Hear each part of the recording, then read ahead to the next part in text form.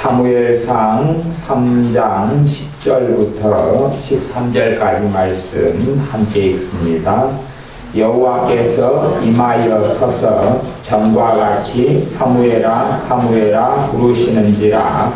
사무엘이 가로되 말씀하옵소서. 주의 종이 듣겠나이다.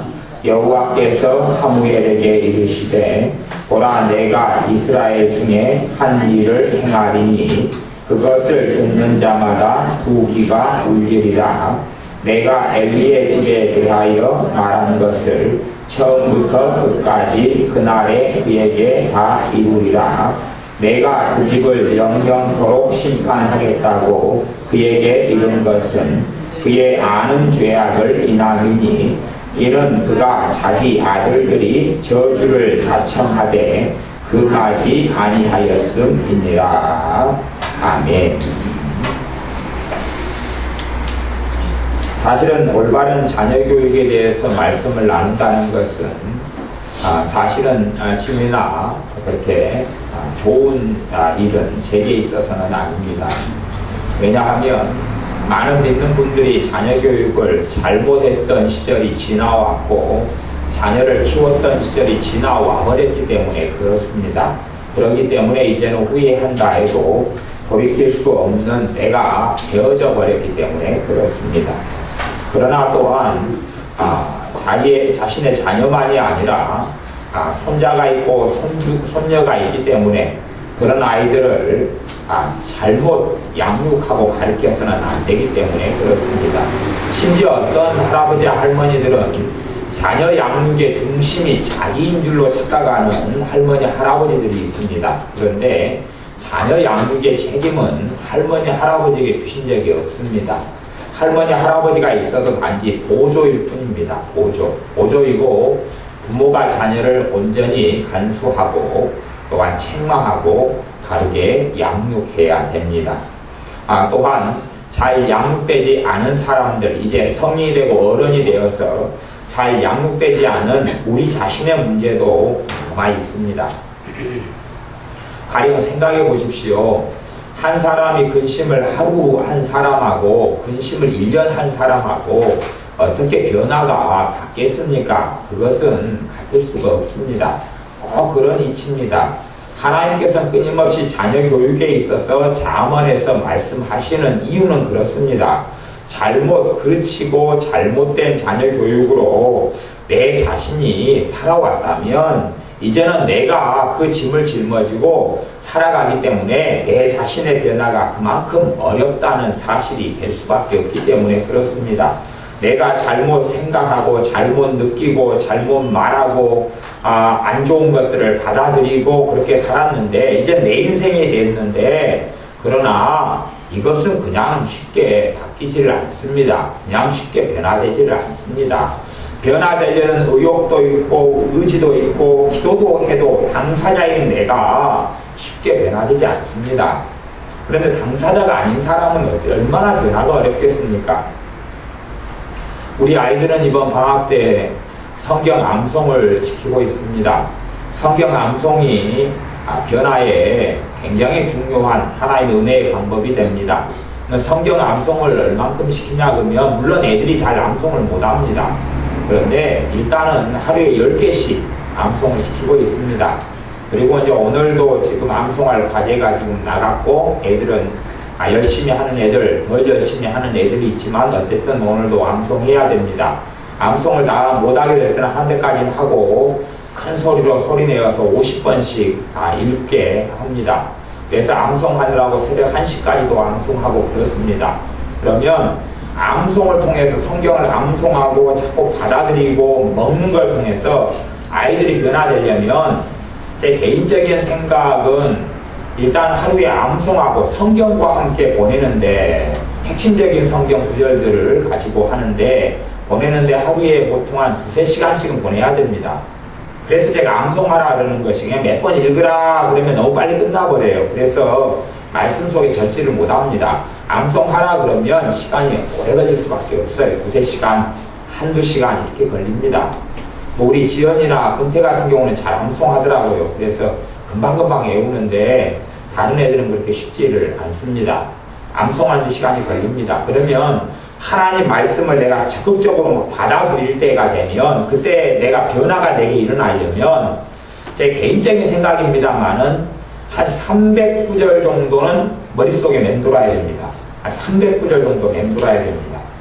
그러면 애들이 암송을 잘 줄기차게 했을 때 하루에 10개씩이면 방학 30일이면 겨우 300구절 됩니다.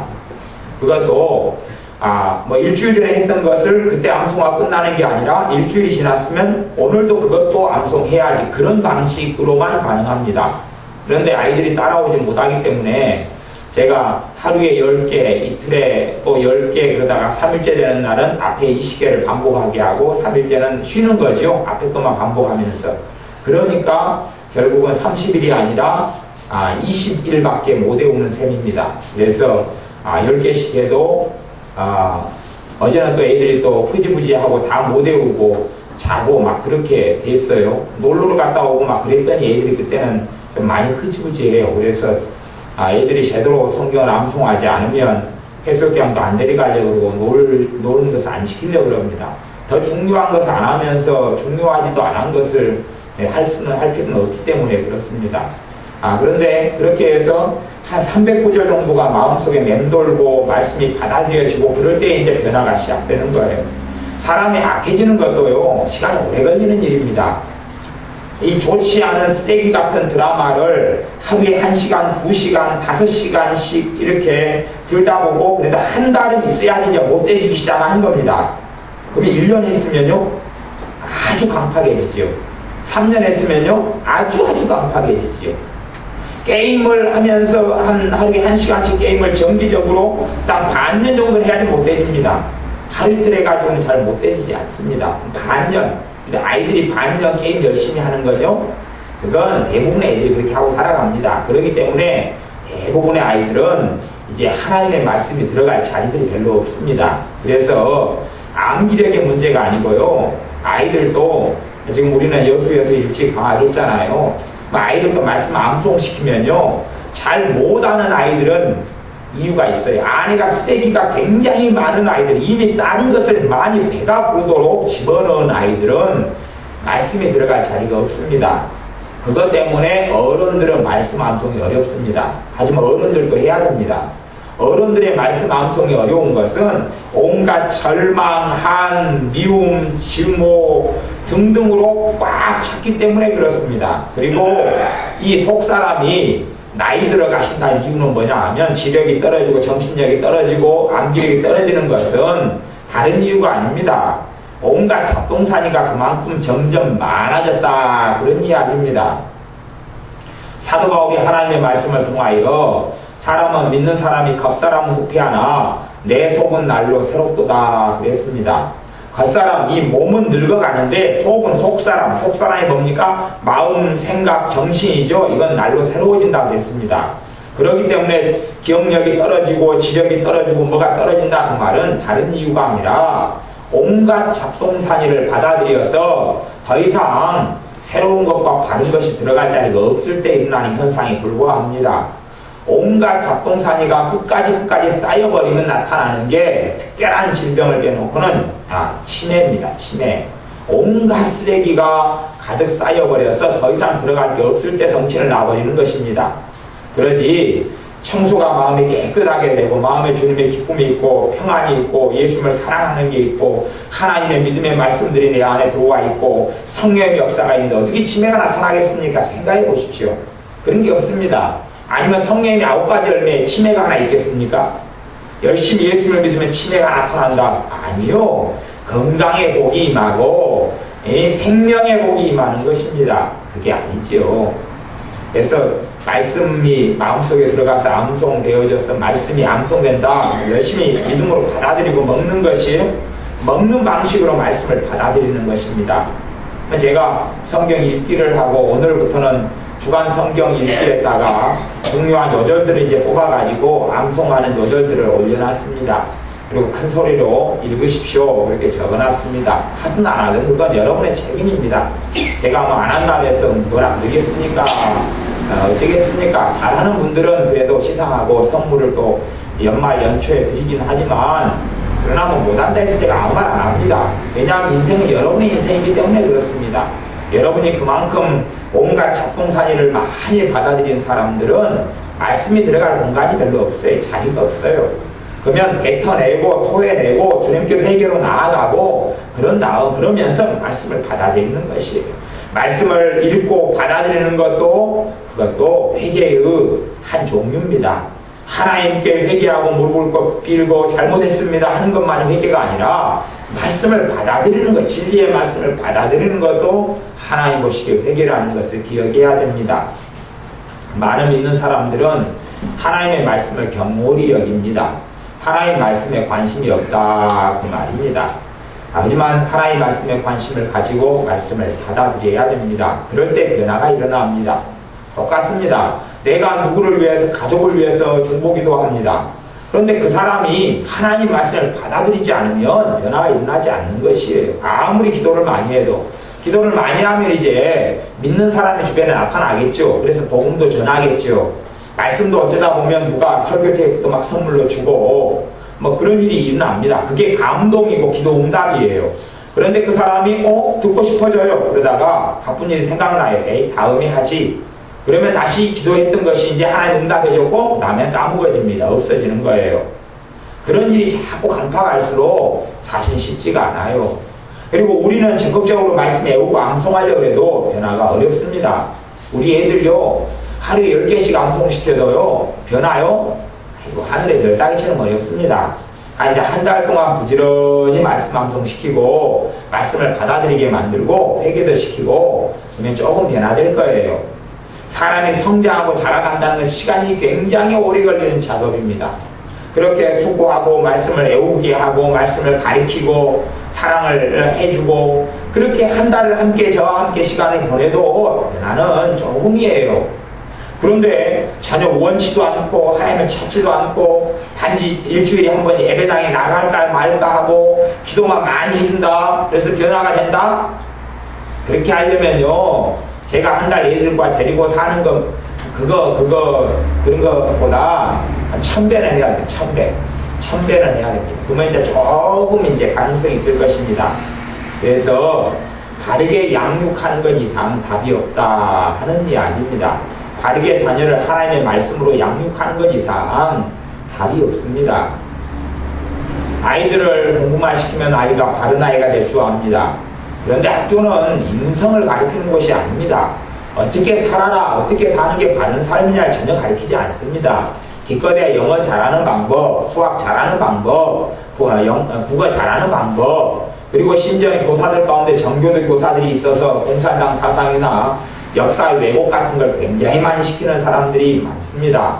친구들은 아주 게임, 컴퓨터, 오락, 폭력, 욕심, 탐심, 이기심, 시기, 질투, 거짓말 그런 애들이 반에 가면 학교 가면 30년이면 거의 30년 가까이 그런 애들이 다 앉아있어요 그냥. 그래서 음란물을 접해도 친구가 음란 비디오 빌려주고 음란한 CD 빌려주고 같이 집에 가가지고 못된 짓 하고 우리 집에 엄마 아빠 없다 가자 마음껏 게임하고 마음껏 놀고 지연이 집에 지난번에 친구들 한꺼번에 놀러 갔잖아요. 놀러 갔더니 우리 박 전사님이 하신 이야기가 집에 찬송가를 틀어놨는데 애들이 갑자기 막 풍짝이나 아니면 무슨 노래 세상 노래 막 음악 막 틀어놓고 시끄럽게 하더라 막 그러는 거예요. 지금끼리 이제 놀 때 지금 안 떨어져요. 이게 지연이 친구들 모여봐야 세속적이고 못됐어요. 근데 못됐다는 것을 우리는 그렇게 생각해요. 얘가 도둑질하고 싸우고 막 그런 걸 못했다고 생각하는데 그게 아니에요. 하나님을 찾지 않고 하나님을 섬기지 않고 하나님을 살지 않고 세상에 빠져있으면 그걸 못했다 그러는 것이에요. 더 좋은 옷을 입으려고 그러고 더 좋은 걸 가지려고 그러고 치장하는 데 관심이 있고 얼굴 꾸미는 데 관심이 있고 구경하고 노는 데 관심이 그게 못됐다 그러는 것이에요. 왜냐하면 사람으로 살아가려면 이제 사회에 기여하고 하나님을 기쁘게 할 준비를 해야 되는데 집 먹고 놀고 싸는 거 말고는 관심이 없는 것이에요. 아이들은 그런 것이에요. 그래서 아이가 공부를 조금 하면 부모는 그래 고생했다. 그럼 엄마가 뭐 사줄까? 뭐 해줄까? 그러면서 애를 막 똥딱 가지고 쫓아다니는 것입니다. 학교에 공부만 하고 학원만 다니면 애가 바르게 될 줄 알고 똑바로 될 줄 알아요. 심지어 어떤 분들은 대학 가면 사람 만드는 걸 줄 알아요. 대학 가면 사람들도 아니고 대학 가면 완전히 머리가 커져가지고 미친 머리에 산발한 사람이 될 수밖에 없는데 뭐 이상한 생각을 하시는 거예요. 근데 대학을 안 다녀봤으니까 모르는 것이. 저는 대학도 다니고 대학원도 다녔으니까 알죠. 네? 또 사범대 출신이니까 알고 애들을 가르쳐봤으니까 아는 거고 학교의 실정을 아는 거예요. 대학이 그런 곳이 아니에요. 고등학교가 그런 곳이 아니에요. 중학교 사람 만드는 곳 아니에요. 학교의 기능은요, 기할 게 없습니다. 다르게 내가 집에서 자녀를 사람답게 교육시키지 않으면 아무것도 안 되는 것입니다. 정상적인 아이 학교 보내면 이상하게 되는 것입니다. 잘못 가고 삐뚤어지고 왜곡되고 욕심부리고 탐욕 부리고 친구가 나보다 더 좋은 핸드폰 가지고 있다 그러면 집에 와서 이제 핸드폰 사놓으라는 것입니다. 친구가 생일 파티 하잖아요. 그럼 나도 생일 파티 같이 해달라는 것입니다. 나 엄마 생일 파티 초대됐어. 나 갈 거야. 선물 사게 돈 내놔. 그리고 엄마 나 생일 파티 갔으니까 이번 생일은 나도 파티해야 돼. 부르고 무슨 정신 나간 일입니까? 생일 파티 애들 해주는 것은 애들이 주인공이라는 이야기인데 어떻게 지가 주인공입니까? 전능하신 하나님의 인생과 삶의 주인공이지. 그리고 두 번째 주인공이 있다면 그건 부모가 되는 것이에요. 부모가. 자기들은 아이들은 계급이 재고 낮은 쫄따구에 불과합니다. 그래서 이삭 같은 아이도 하나님께서 목숨을 내놔라 하면 자식 목숨 하나님께 내놔야 됐던 것입니다. 그러는 것이지 어떤 정신 나간 사람은 내 자식을 위해서라면 내 목숨도 줄 수 있어요. 죽어야죠. 나가서. 지옥에 가라고 죽어야죠. 그런 사람은 신자도 아닙니다. 제가 어떤 책을 봤더니 어떤 목사님이라는 사람 나타나가지고 내 자식을 위해서라면 내 목숨도 아깝지 않다면 그랬다고 그래요. 그게 목사입니까? 사람도 아니지.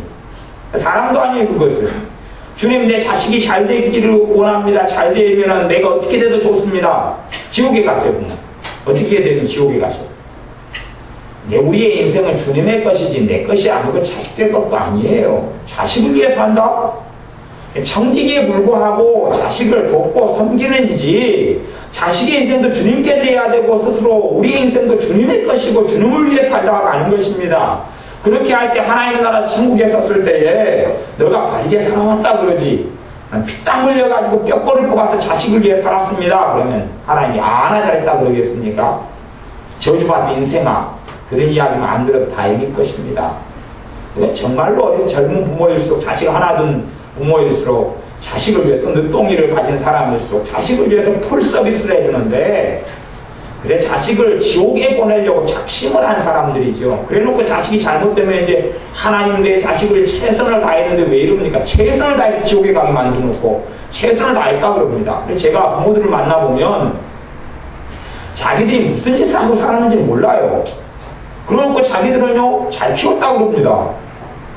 그래서 화순 기독병원에다가 기독정신병원에 보낼 사람들이 참 많다. 정신병원에 감정을 받아야 되겠다. 아니요.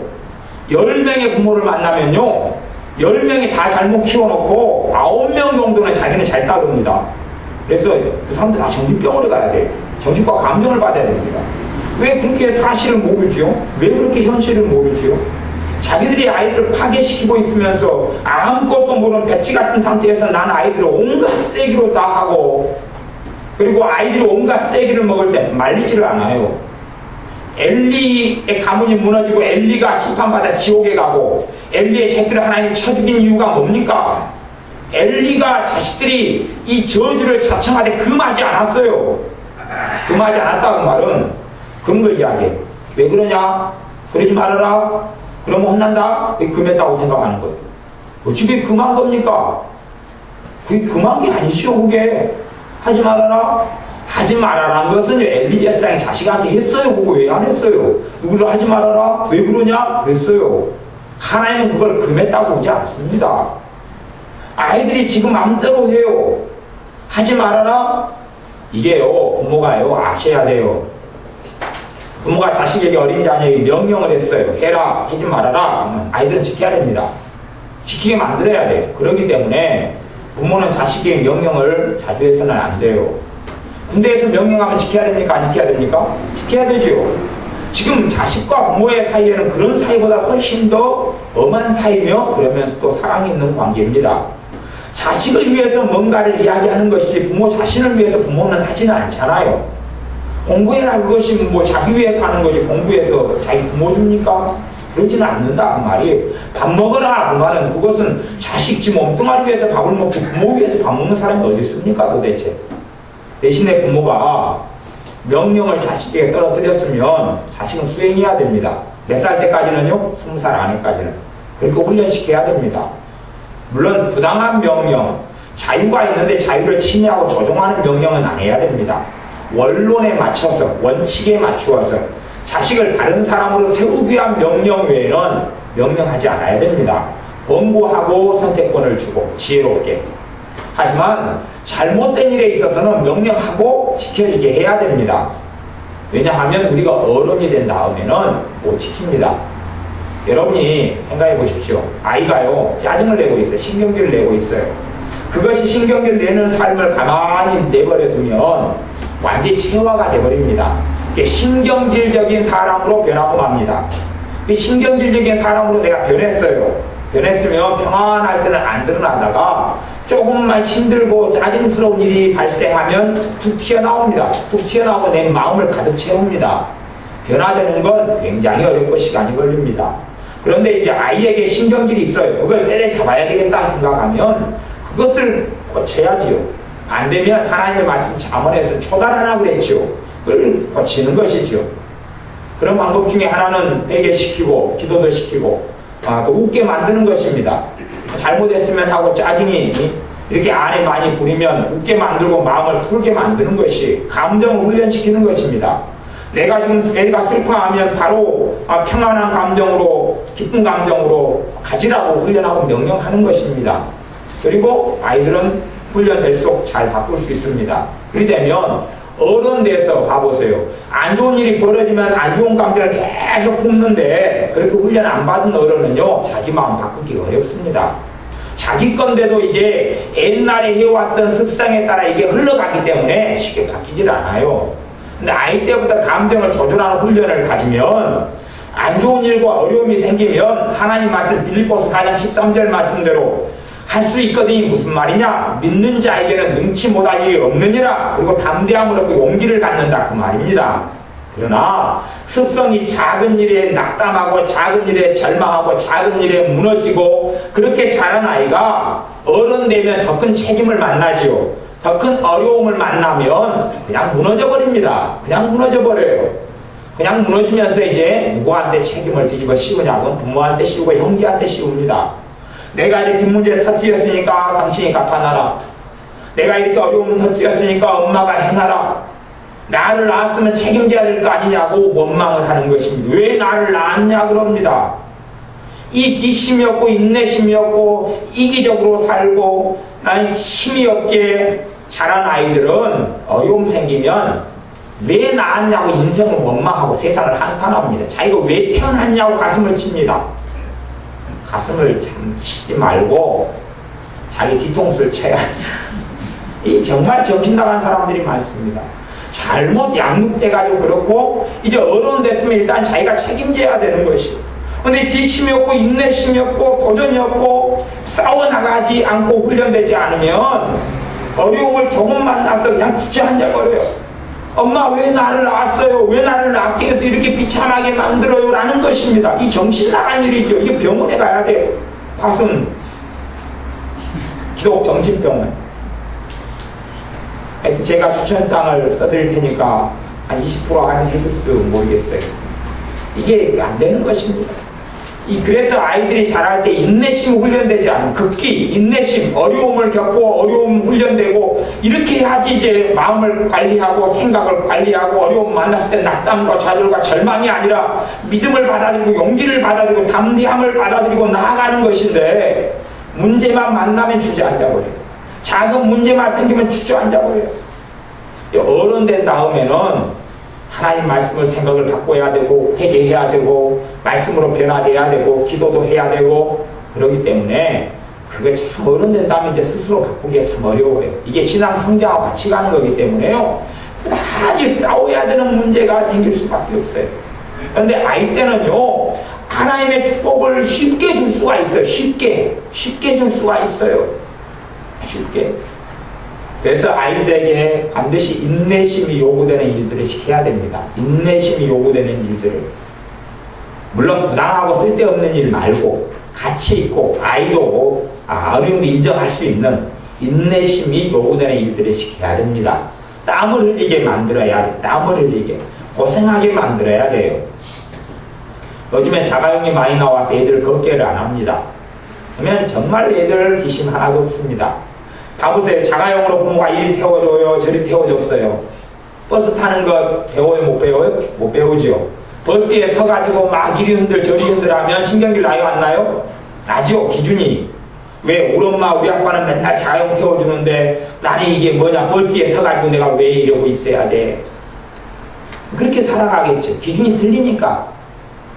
어릴 때부터 공주로 왕자로 섬김받았으면 그 삶 이상을 살아야지 행복한 것입니다. 아무 노력 안 했는데 엄마가 장난감을 사주고, 아무 노력 안 했는데 피자를 사주고, 아무 일도 안 했는데 용돈을 주고, 그래 보십시오. 이제 그것보다 더 많은 걸 얻고 살아야지 행복한 것입니다. 그것도 잠깐요. 진정한 행복은 어디에서 옵니까? 문제를 해결하고 헤쳐나가고, 자기가 성장해 나가고, 성숙해 나가고, 도전해가지고 문제 해결돼 나가고, 뭔가를 인내하고 견딤으로 그걸 헤쳐나가는 데가 진정한 행복이고 만족감이 오는 것입니다. 저 험난한 산을 2시간을 걸려서 올라갔다가 내려오면 내가 해냈구나. 그런 걸 아는 사람들이 이제 그걸 모르는 사람하고는 걸어가는 길이 틀립니다. 내가 공부를 하면서 내가 성숙해 갑니다. 어떤 영역을 내가 공부해 가면서, 내가 어떤 부분을 내가 알아가면서 내가 자라갑니다. 거기에 도전하고 알아갑니다. 그러면 거기에서 얻는 사람하고 가만히 뻘리고 제비새끼처럼 있으면서 받아먹기를 원하는 사람 가는 길이 틀립니다. 가령 우리나라 대한민국의 역사를 공부한다 그러면 역사를 국공부하는 게 왜 쉽습니까? 어렵지요. 이 문헌, 저 문헌, 이 책, 저 책 가지고 연구하고 살핍니다. 단지 학교 시험 보기만이 아니라 그러면서 국사를 알아가고 역사를 알아갑니다.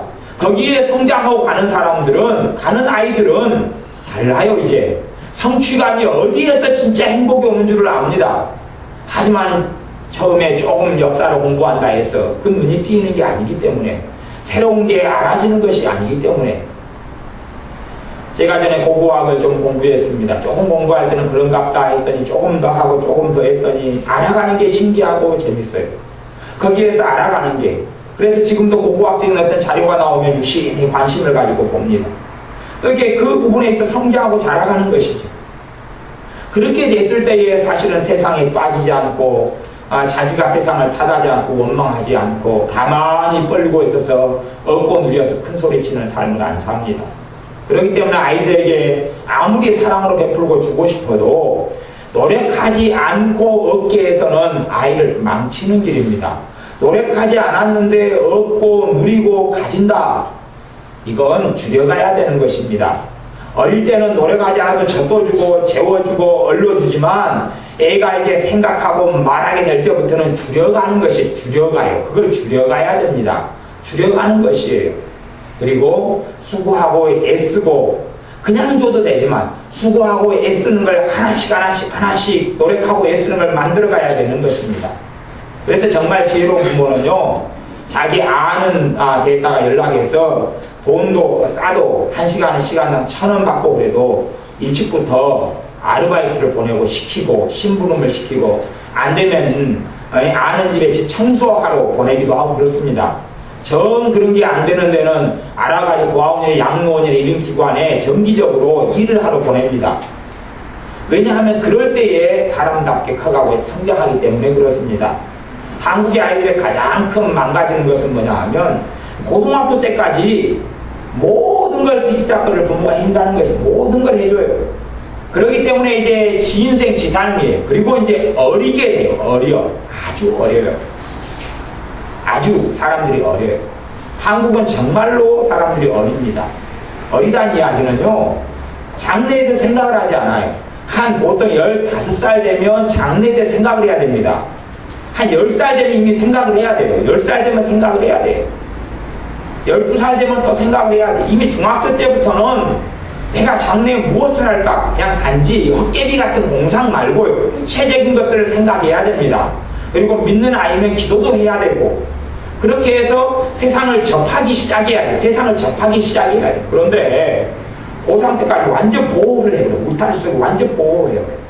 세상에 나가면 아무것도 할 줄 모릅니다. 멍청이가 돼, 바보가 돼버려요. 남에게 소금당하기 딱 좋고, 남에게 이용당하기 딱 좋아요. 그렇게 세상에 나가서 바보가 되고 세상을 몰라요. 현실성이 없어요. 그래서 계속하여 부모에게 20살 넘어도 손을 내밉니다. 사고는 자기가 치고 수습해달라 이거예요. 사고는 자기가 치고 계속 수습해달라고 손을 내밉니다. 그렇게 만들어놨으면 부모는 두 가지 길을 선택할 수 있습니다. 하나는 사랑 때문에 수습해달라고 해도 안 하는 길을 선택하는 게 가장 옳은 길이고, 물론 자기가 잘못 양육하고 키웠지만 20이 넘어버리면 자기의 인생이기 때문에 수습하는 걸 멈춰야지 자기가 책임을 늦더라도 조금 배워가는 것입니다. 가령 신용불량자가 되어버렸으면 감당해야 됩니다. 본인이 당사자가 감당해야 되는 것이, 부모가 돈이 있어도 감당하게 만들어야 됩니다. 정말로 자기가 감당하고 책임을 지면서 그 부분이 자라가고 있을 때는 이제 도와주고 해결해줘도 됩니다. 하지만 뒤집어 씌우고 책임을 배우지 못하고 단지 그냥 잘못했어요 말만 그럴 뿐이고 잘못을 반성할지도 모르는 이런 극한 상황이 되어버리면 심지어 감옥 가게 되는 일이 있어도 보내버려야 됩니다. 빨간 줄 아무것도 아닙니다. 인생이 남에게 민폐만 끼치면서 남을 비참하게 하고 가족을 무너뜨리고 살 바에야 혼자 감옥 속에 있다 거기서 예수님 믿고 죽는 게 낫습니다. 잘못 키우면 그렇게 될 수밖에 없어요. 부모 형제 뼈골을 뽑아먹게 됩니다.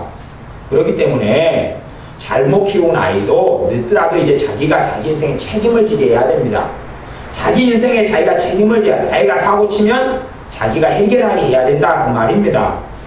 아이가 예를 들어 학교 가서 초등학생이 아니라 이제 무책임한 아이가 뭐 고등학교 아이가 친구를 패가지고 친구 이빨이 하나 나갔다 그러면 그냥 갚아줄 수는 없다 그 말입니다. 그렇게 돼버리면 아이 인생은 망가뜨려버리고 마는 것입니다. 아이로 하여금 충분한 대가를 치르게 해야 됩니다. 충분한 대가를 이빨값을 물어주고 협상해 줄 수 있지만 충분한 대가를 치르게 하고, 핸드폰을 사용하고 있으면 핸드폰을 정지시키고 없애버리고, 용돈이 있으면 용돈을 다 없애버리고 1년 동안 하는 대가를 치르게 하고, 대가를 부모 입장에서 치르게 하는 게 아니라 당사자가 그렇게 하겠다고 결심하고 나올 때까지는 해결해 줄 수 없다 하는 이야기. 내 자식이라도 그런 과감성과 이 강한 마음을 부모가 가지고 있어야 그 강한 사랑을 해야지만이 자녀를 조금이라도 도와주고 변화시켜 줄 수 있고 인생에 소망을 줄 수 있습니다. 그렇지 않고 하직감당 해줘 버리면. 그래서 어떤 부모는 권사님인데도 그러더라고요. 자식 결혼해가지고 무책임하게 이렇게 애들만 데려오고 이혼해버렸어요. 안 맞다고. 그 애들 자기 엄마한테 맡겨놓으니까 엄마가 또 권사님이 또 열심히 키우고 있어요. 그렇게 살아가는 것.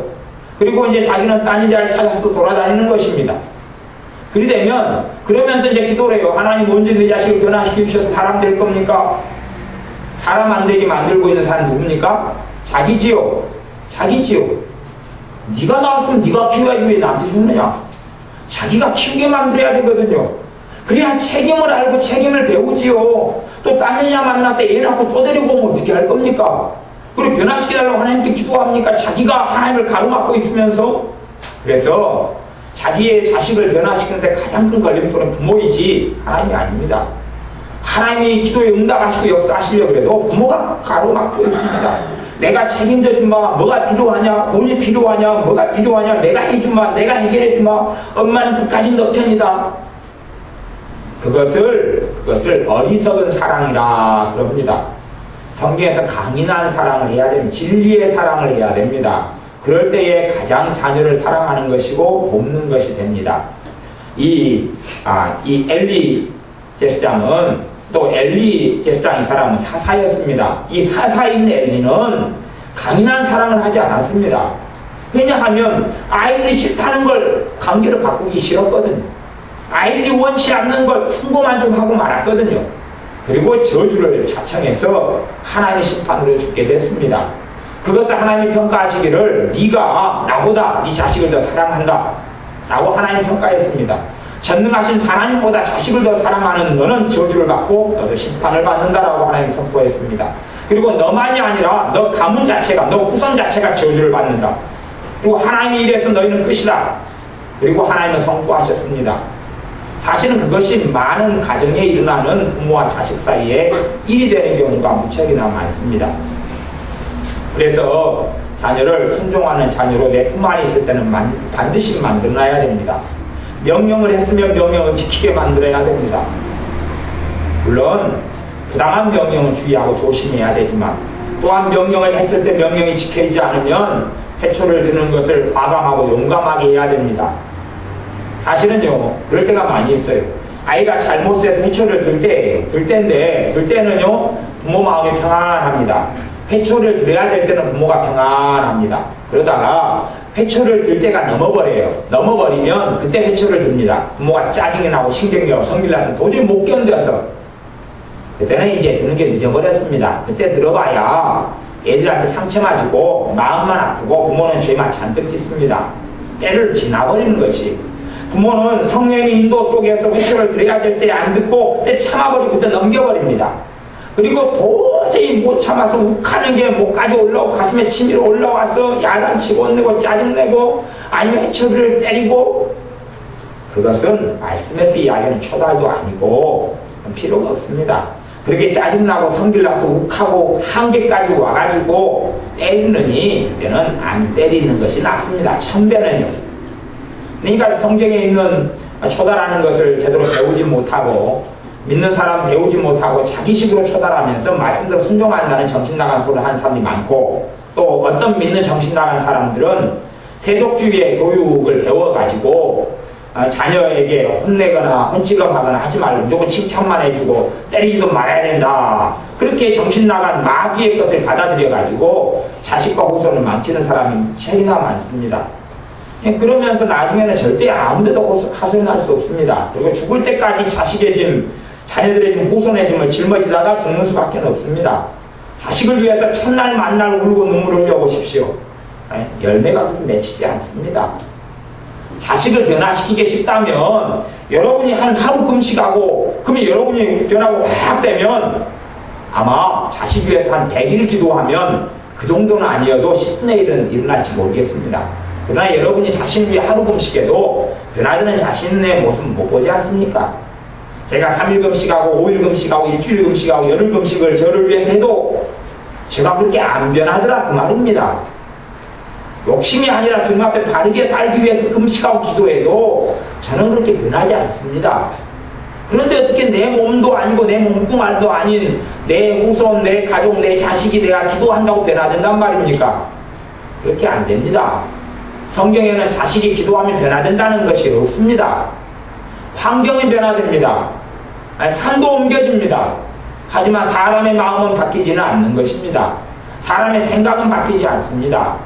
왜냐하면 각 사람에게는 하나님께서 하나님의 형상을 따라 자유의지를 주셨기 때문에 그 사람을 하나님의 강제로 바꾸실 수가 없습니다. 강제로 바꾸는 게 가능했다면 이 지구상 70억 인구를 다 예수님께 만들어서 다 천국에 보내버리면 될 것 아닙니까? 그게 최고 편한 방법 아닙니까?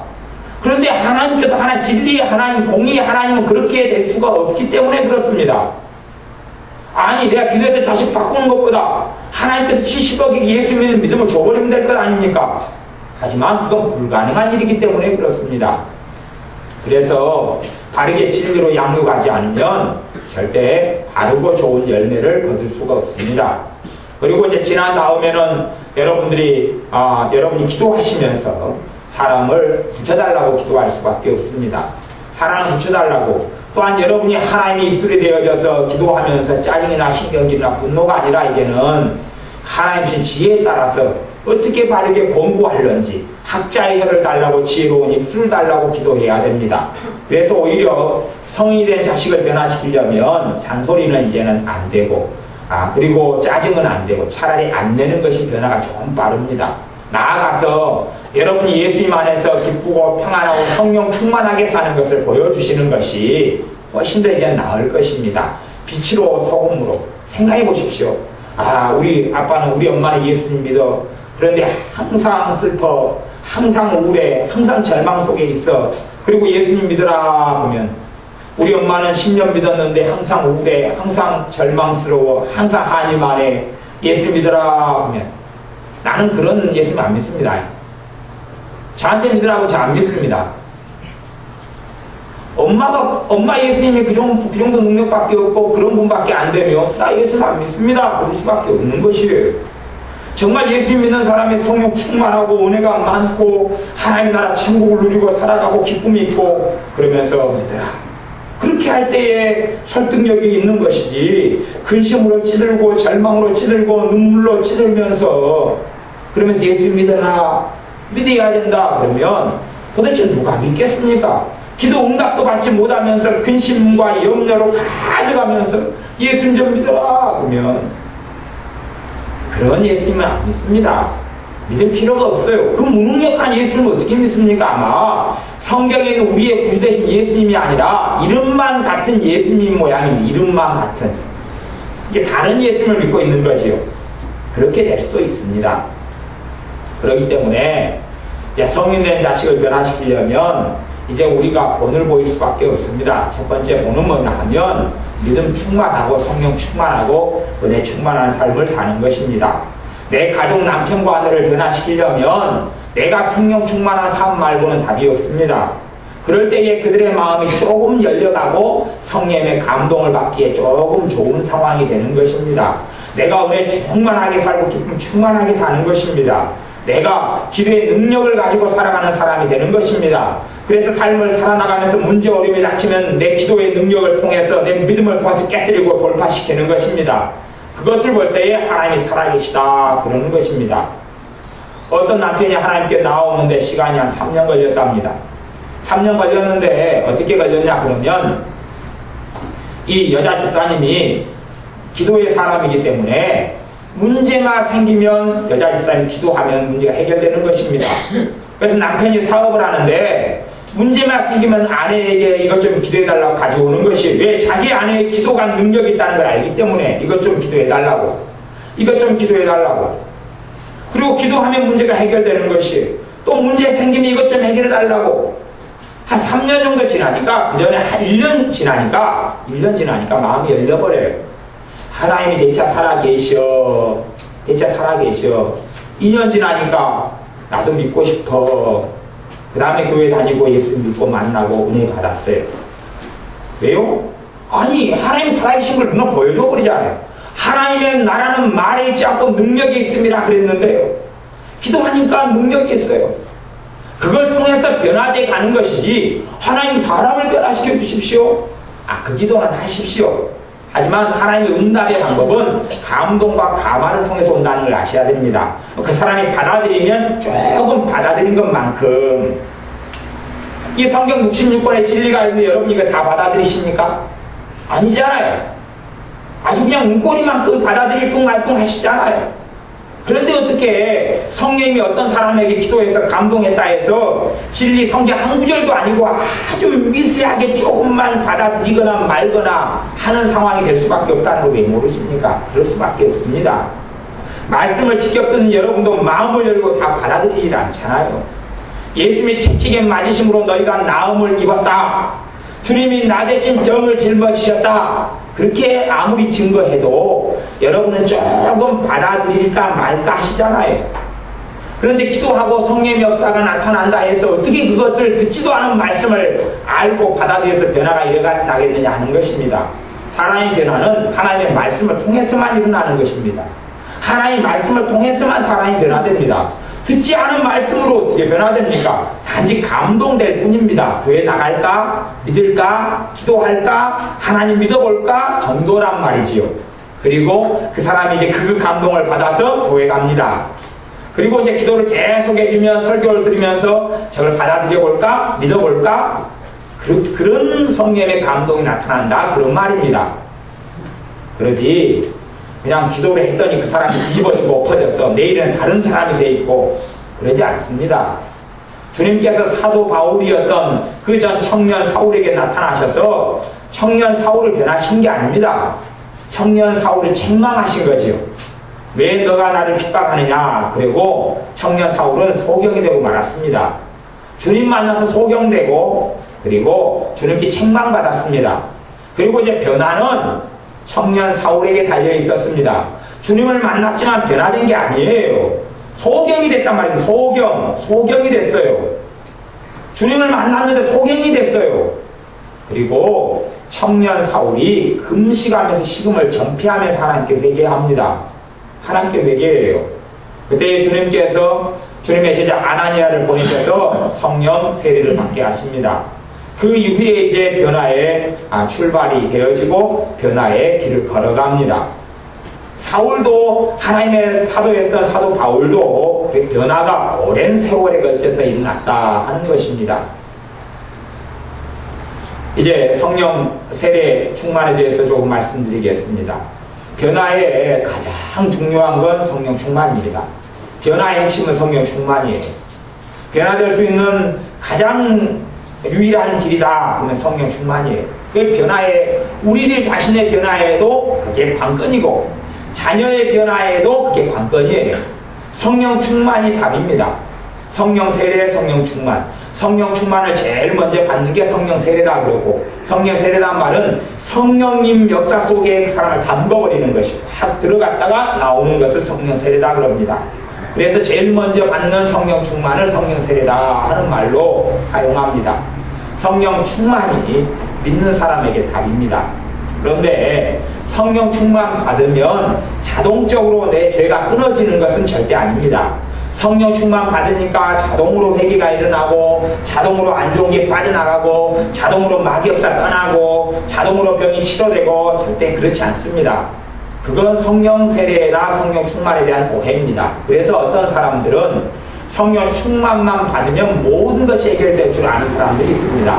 성령 충만한 사람도 해결되지 않는 죄들을 많이 품고 삽니다.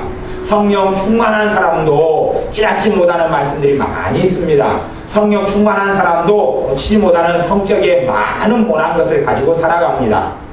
성령 충만의 본질은 그렇습니다. 성령 충만을 받게 되면 내 안에 근심, 염려, 절망으로 목까지 차있던 것을 비유하자면 싹 내려버립니다. 압축을 시켜가지고 꽉 내려가 뚜껑을 덮어버린 거하고 비슷합니다. 그럼 내 안에 가득이 쌓여있는데 확 끓여내서 뚜껑을 덮어버렸죠? 느껴져요? 안 느껴져요? 안 느껴지죠? 없어진 줄로 생각하지만 없어진 게 아니에요. 하나도 처리 안 되고 일단 뚜껑을 덮어준 거예요. 덮어둔 거. 뚜껑을 덮어뒀어요. 그리고 이제 이 영향을 최대한 덜 느끼게 되는 상태가 성령 충만의 상태입니다. 내 안에 한이 쌓여있고 절망이 쌓여있고 눈물이 쌓여있고 미움이 쌓여있고 증오가 쌓여있다가 이걸 눌러주는 것입니다. 뚜껑을 탁 덮어주는 것이에요. 그 다음에 이제 성령님께서 역사하십니다. 처리해 가라고. 처리하기가 쉬워요? 어려워요? 쉬워요. 왜? 절망이 목까지 쌓여있는데 절망 안 하기는 어렵잖아요. 그런데 이 안을 평안으로 성령님께서 채워주시고 그리고 그 절망을 쑥 모아가지고 뚜껑을 딱 덮어놓습니다. 이 상태니까 얼마나 처리하기가 좋습니까? 이 상태에서. 이 상태는 이제 절망하기가 보통 때보다 아주 어려운 상태가 됩니다. 내가 절망하고 왔다 할지라도. 그러면 이제 이 절망을 이 성령 충만할 때에 처리해 나가야 됩니다. 회개하고 버리고 처리하고 하나님의 진리의 말씀을 받아들이고. 그런데 성령 충만하니까 평안하고 좋아요. 그래서 예수님 믿는 것이 이것이구나. 그리고 옛날에 살아왔던 방식으로 그대로 살아가 버립니다. 그냥 나이트클럽 가고 싶으니까 가고 술 마시고 싶으니까 그대로 술 마시고 놀고 싶으니까 그대로 놀고. 이때는 지금 성령 충만이 온 상태에서 기도하기가 너무 쉬워져요. 그래서 기도할 감동을 주시면 순종하기가 너무 쉽다 그 말입니다. 순종하기가 너무 쉬워요. 그 전에는 20kg짜리 짐을 들고 갔으면 이건 이제 500g밖에 안 되는 거하고 똑같아요. 가볍게 들 수가 있어요. 가볍게 들 수가 있는데 아이고 이거 하기 싫어. 내 옛날에 해왔던 대로 내 할 거야. 그리고 옛날에 살았던 삶 방식으로 가버립니다. 그렇게 가버리면 성령의 역사에 순종하지 않기 때문에 성령님께서는 이제 점점점 역사하신 걸 줄여갑니다. 왜? 따르지 않으니까. 그 사람을 존중해야 되잖아요. 그 사람은 로봇도 아니고 노예도 아니기 때문에 하나님의 자식이기 때문에 조종하지 않습니다. 그래서 감동하시고 따르지 않으면 갈수록 감동이 줄여져 갑니다. 약해져 그러는 것입니다. 줄어들어가 그 사람이 따르지 않으니까, 동의하지 않으니까 그 다음에 이제 어느 때가 되면 없어져 버립니다. 그러면 다시금 옛날 상태로 돌아와 버리지요. 그러면서 그 사람은 하나님을 원망할 수 있습니다. 하나님 성령 충만을 주셨다가 왜 나한테 거둬갔습니까? 거둬간 게 아니라 그 사람이 거부하고 버려버린 것이죠. 성령님을 거부하고 부인해버리고 버려버린 것입니다. 그러지 하나님이 거둬간 게 아닙니다. 그 사람이 동의하지 않고 노하고 거절한 것이요. 그래서 잘못된 자녀 교육으로 오래 살아왔고 바르게 양육되지 않은 사람은 성령 충만을 받아도 자기 그 이기성, 자기 본심, 자기 욕심, 자기 탐심, 자기 독선, 자기 아집, 자기 고집을 그대로 가지고 살기를 원하기 때문에 성령님의 그 충만하심을 빨리 소멸해버리고 잃어버리고 없애버립니다. 성령 충만을 받는 유일한 방법이 있습니다. 물론 방법은 유일하다 그렇게 이야기하지만 유일한 방법이 있지만 실제로 이제 방법은 여러 가지가 있어요. 성령 충만 받는 방법은 여러 가지가 있습니다. 네, 유일한 방법이라고 이야기하는 것은 내 공로가 아니라 예수님의 공로로 성령 충만을 받습니다. 여러분의 공로가 아니라 예수님의 공로로 받습니다. 그렇기 때문에 믿는 사람이라면 언제든지 성령 충만 받을 수 있습니다. 예수님을 믿는 사람이라면 언제든지 성령 충만 받을 수 있습니다. 그것을 믿어야 됩니다. 그 방법은 그거 하나예요. 예수님을 믿는 사람이라면 언제든지 성령 충만 받을 수 있습니다. 그리고 예수님을 통하여 성령 충만 받는 것을 믿어야 됩니다. 그거 오직 그 길밖에 없습니다. 그 길. 하지만 구체적인 방법으로 들어가서는 한 두 가지 정도로 나눌 수 있습니다. 하나는 믿음을 통하여 성령 충만을 스스로 받는 것. 믿음을 통하여. 예수를 믿는 믿음을 통하여 내가 하나님의 자녀이기 때문에, 딸이기 때문에, 아들이기 때문에 성령 충만을 받을 자격이 있다는 걸 예수의 피를 통하여 주장하고 내 것으로 취함을 통하여 성령 충만을 받는 것. 또 하나는 안수를 통하여 받는 것. 안수를 통하여. 안수를 통하여 받는 것은 그것보다 조금 더 약한 믿음이 있으면 됩니다. 더 강한 믿음보다 조금 믿음이 약해도 충분히 받을 수가 있어요. 하지만 믿음이 없이는 절대로 못 받습니다. 자신이 성령 충만을 원해야 됩니다. 성령의 충만이 나타나면 사랑이 나타나고 평강이 나타나고 기쁨이 나타나고 오래 참음이 있고 자비가 있고 양선이 있고 충성이 있고 절제가 있고 어떤 일이 생겨나도 감정이 좀 컨트롤이 되어지고 또 사람에 대해서 온유가 좀 나타나고 내 안에 착한 일을 이루고자 하는 선함이 나타나고 하는 열매를 맺어갑니다. 그런데 이 성령 충만을 원치 않으면 못 받는다는 사실입니다. 원치 않는데 하나님 주신다면 그건 사람이 아니죠. 개돼지로 전락하는 것입니다. 그렇기 때문에 성령 충만을 원치 않는 사람에게는 주시지 않습니다. 그래서 성이 된 자녀나 우리 자신이 변화에 어려운 이유는 뭐냐 하면 믿음이 없기 때문에 첫째는 어렵고 두 번째는 내가 성령 충만을 원치 않으면 어렵습니다. 원한다 그래도 율법주의에 젖어 있으면 받지를 못합니다. 율법주의라는 이야기는 뭐냐 하면 내 공로를 의지하고 사는 것입니다. 내 공로. 주님의 공로, 십자가의 공로, 예수님의 피를 의지하고 사는 게 아니라 내 공로를 의지하고 삽니다. 내가 이렇게 어리석은 삶을 살기 때문에 나는 성령 충만 받을 자격이 없을 거야. 내 공로를 의지하는 삶이에요. 나는 이렇게 죄를 끊지 않고 살기 때문에 성령 충만을 못 받아. 죄를 끊게 하려고 성령 충만을 주시는 것입니다. 완벽하지 않기 때문에 성령님께서 이 땅에 오셔서 성령 충만이 필요한 것입니다. 그렇기 때문에 성령 충만이 연약한 자, 부족한 자를 위한 하나님의 최상의 선물입니다. 하늘에 계신 너희 아버지께서 구하는 자에게 성령을 주시지 않겠느냐? 구하는 자에게 성령을 주시지 않게 어떤 자에게 주십니까? 구하는 자. 원하고 사모해서 구하는 자에게 주십니다.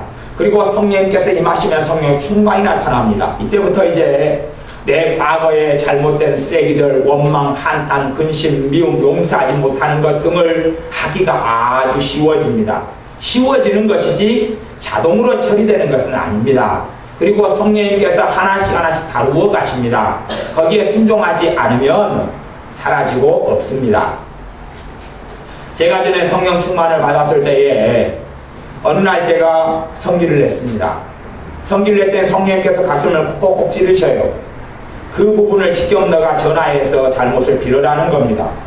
잘못을 빌어라는 것이 콕콕콕 찔러요. 그래서 제가 거부하고 있었습니다.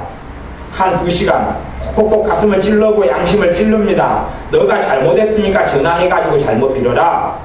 근데 제가 2시간을 버티고 있었어요. 콕콕콕콕. 성령 충만이 강할수록 찌르는 게 강하고 약할수록 약합니다. 거기에서 제가 전화를 걸고 잘못을 비는 걸 안 해버리면 성령 충만이 거의 없어져 버립니다. 그런데 한 2시간 버티다가 안 되겠어서 전화를 걸어서, 왜? 자존심 있잖아요. 자존심 있잖아요. 이 자존심을 꺾고 잘못했습니다. 그렇게 했더니 다시 성령 충만이 계속 나타났습니다. 그런 순종하는 걸음을 걷지 않으면 없어져 버리고 마는 것이에요. 순종하는 걸음을 걷지 않으면. 근다 해서 성령 충만한 가운데 죄를 지으면 성령 충만이 없어져, 그러지 않습니다. 죄를 지어도요, 다시 얼른 회개하고 또 주님 찾으면 다시 회복돼 버립니다. 그게 아니라 점진적으로 자꾸만 할 수 있는데 불순종을 해가면 성령의 역사 소멸되고 성령 충만이 없어지는 것이지, 죄를 짓는다고 없어지지 않습니다. 성령 충만한 사람이 혈기 부렸다고 해서 잠깐 없어지는 것처럼 느껴져도 없어지지 않습니다. 그걸 회개하고 다시 주님 또 혈기 부렸습니다. 그리고 회개하면 다시금 또 회복되고 원상으로 돌아갑니다. 심지어 내가 부부싸움을 실컷 했어요. 성령 충만한 상태에서 얼마든지 할 수가 있습니다. 그러다 아침에 자고 일어나면 한 다음에는 가슴이 답답하고 성령 충만이 없는 것 같다가 자고 일어나면 다시 충만해지는 자기를 발견합니다. 성령 충만한 상태는 그렇습니다.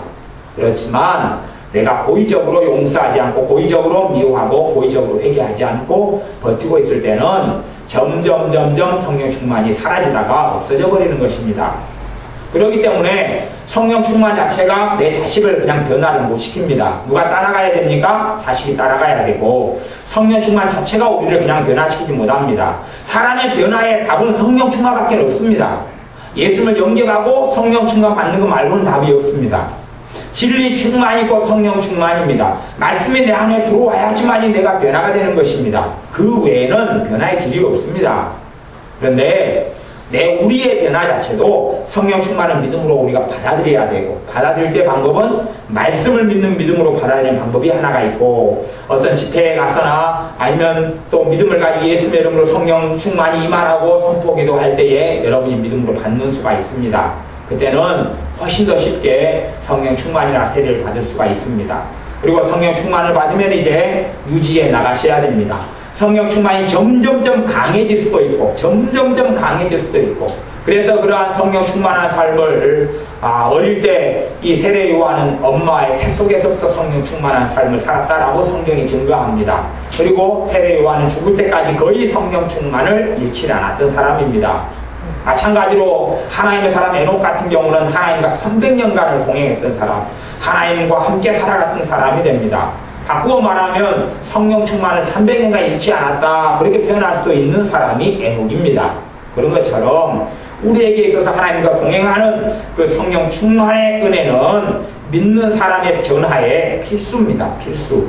그래서 여러분도 성령 충만을 사모하십시오. 또한 성령 충만을 위해서 과거처럼 열흘 동안 기다리고 오순절처럼 기다릴 필요가 없습니다. 성령 충만을 위해서 오랫동안 금식하며 기도할 필요 없습니다. 말씀을 붙잡고 믿음으로 받아들이면 되는 것입니다.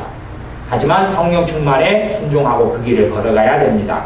물론 성령 충만하다 해서 모든 죄가 해결하는 게 아니라, 성령 충만할 때 이제 주님께서 죄를 처리하라고 하나씩 뚜껑을 열어주시기 시작합니다. 하나씩. 무슨 말인지 아시죠? 절망의 뚜껑이 있는데 일단 닫아놔요. 우울의 뚜껑을 닫아놔요. 닫아놓다가 하나씩 오픈을 시키면서 처리해 나가라고 하시는 겁니다. 처리해 나갈 따라가야 됩니다. 따라가야 돼요. 안 따라가면 성령의 역사 약해지죠. 뚜껑이 또 하나 열립니다. 약해지니까 뚜껑이 열려요, 이제. 그러면 다시금 옛날 상태로 다시 돌아가 버립니다. 그리고 여러분이 문제가 생기면 성령의 역사에 순종하면 믿음으로 고백하고 말하고 하나님이 도우신다 라고 선포하고 말할 때 성령 역사가 유지되는 반면에, 그렇지 않고 문제가 생겼을 때 믿음이 있음에도 불구하고 절망하고 탄식해버리면 성령 역사를 많이 소멸해 버립니다. 그러면 닫아놨던 뚜껑들이 여러 개 열리겠죠? 그러면 힘들게 되어지죠. 여러분의 삶의 변화의 중심에는 성령 충만이 있습니다. 예수님의 보혈을 통하여, 예수님의 십자가를 통하여 여러분은 성령 충만 받을 자격이 있습니다. 예수님을 구주로, 예수님을 주님으로 영접한 사람은 언제든지 성령 충만 받을 수 있습니다.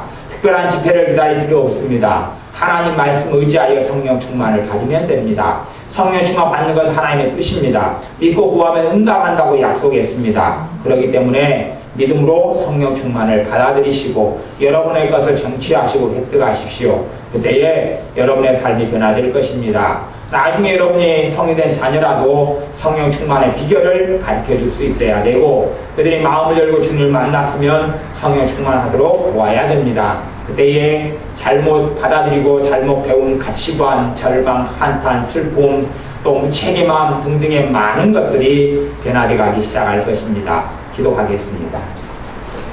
아버지 하나님, 우리의 삶 속에 온갖 좋지 않은 것들을 오랜 세월 받아들이고 양육받아 살아오고, 이제는 우리가 두 발로 서서 살아간 성인이 되었음에도 불구하고 우리가 어린 시절부터 쌓아왔던 많은 것을 버리지 않고 바꾸지 않고 변경하지 않고 그렇게 죄들을 쌓아오고 살았습니다.